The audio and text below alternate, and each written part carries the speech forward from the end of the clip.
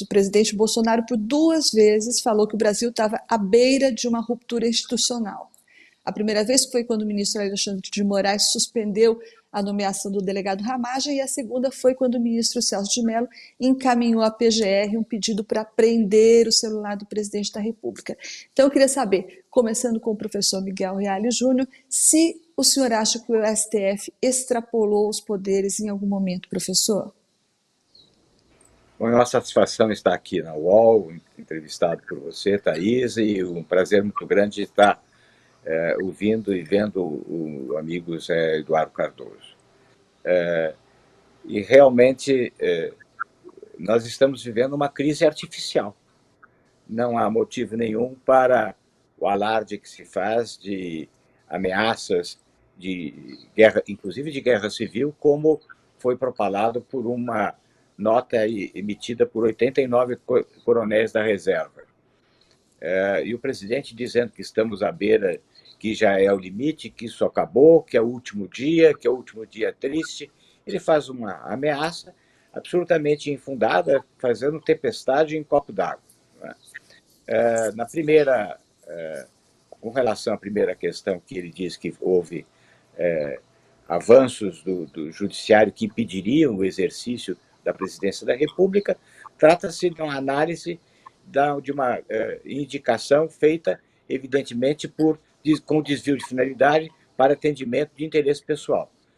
Lembrar que quando o presidente, não só isso se vê da reunião ministerial, mas principalmente quando o presidente, ao voltar aquele dia ao Palácio do Alvorada, dá uma entrevista deixando claro que o interesse dele na remoção da superintendência do Rio de Janeiro é porque ele tinha receio de que houvesse algum processo, alguma busca-apreensão na casa de seu filho, com provas a serem plantadas. Portanto, ele estava fazendo uma alteração, não por conveniência administrativa, seja do diretor da Polícia Federal, seja do superintendente do Rio de Janeiro, que, aliás, foi o primeiro ato do novo diretor da Polícia Federal.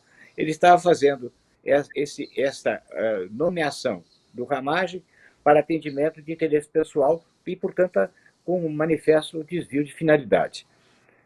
A outra questão, fizeram tempestade em um copo d'água, foram os dois partidos políticos, o PSB e o PDT, que pediram, dentro do inquérito que foi instaurado pelo procurador Aras, pediram que fosse feita a busca-apreensão do celular do presidente. Foi o suficiente para as redes se mobilizarem, para todo o combate virtual se pôr a campo, para dizer que estava havendo uma ofensa grave ao presidente da República, ele dizendo que não cumpriria.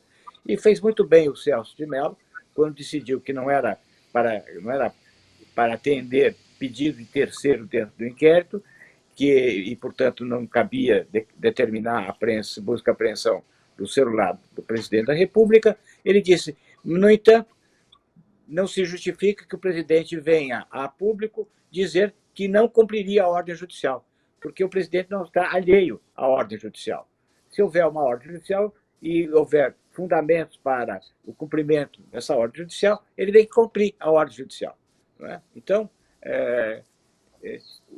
na verdade, o que se vê é uma crise artificial. O presidente precisa estar sempre mobilizado, criando crises. Nós estamos exaustos, a nação, fora a pandemia, a nação está exausta, está cansada desse clima de confronto que gerou, logicamente, essa reação da sociedade civil organizada com tantos manifestos. Por quê? Porque nós estamos absolutamente exaustos desse clima de tensão artificial que está sendo criado.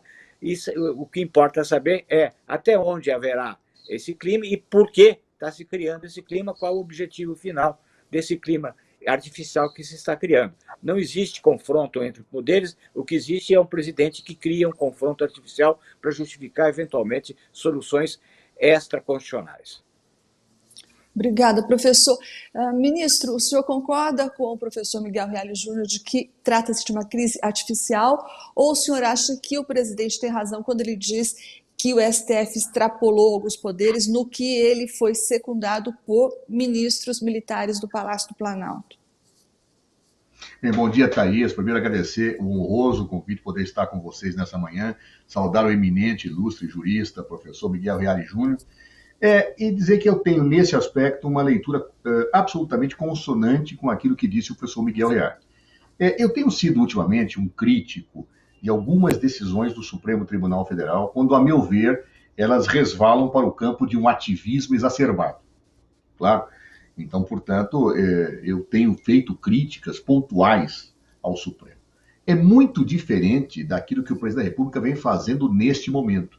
Em primeiro lugar, ele se vale de algumas decisões que pessoalmente considero normais, colocadas no âmbito constitucional do exercício jurisdicional da Suprema Corte, para tentar, através de uma postura autoritária que ele não esconde, assenhorar-se do Estado brasileiro, criando uma crise absolutamente indevida e imprópria em relação aos outros poderes.